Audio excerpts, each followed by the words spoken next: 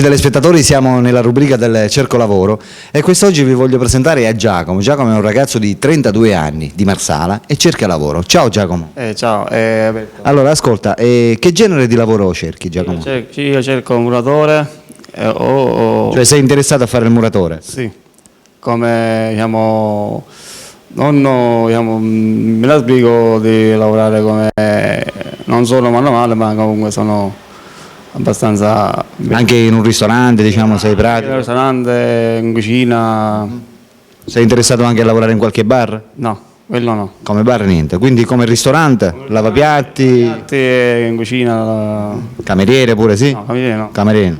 Allora solo lavapiatti. Lavapiatti e muratore. Muratore, e poi c'è anche lavorare in cucina, aiuto cuoco. Aiuto cuoco. Va bene, dimmi Giacomo, abbiamo detto che tu sei di Marsala, Sì, sì. sei sposato? Sì, sì. C'hai bambini? 2 bambini.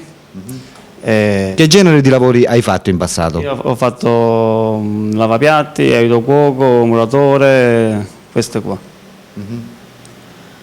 E oltre a questo, diciamo, sei motorizzato, sì?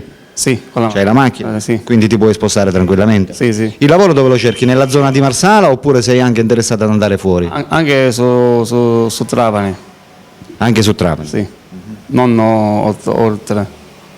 Va bene amici, abbiamo conosciuto Giacomo, 32 anni di Marsala, che è interessato a trovare lavoro per muratore oppure lavapiatti. Se c'è qualcuno interessato a dare lavoro a Giacomo, appunto per fare il muratore, oppure in un ristorante come lavapiatti o aiuto cuoco, può rivolgersi direttamente al suo numero telefonico che vedete in sovraimpressione. Ok? C'è qualche altra cosa che vuoi dire? No, no. Magari sul genere di lavoro, non so. Altre cose no.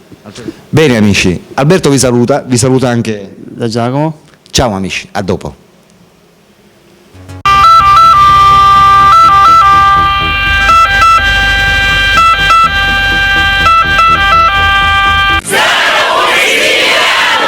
Oh yeah!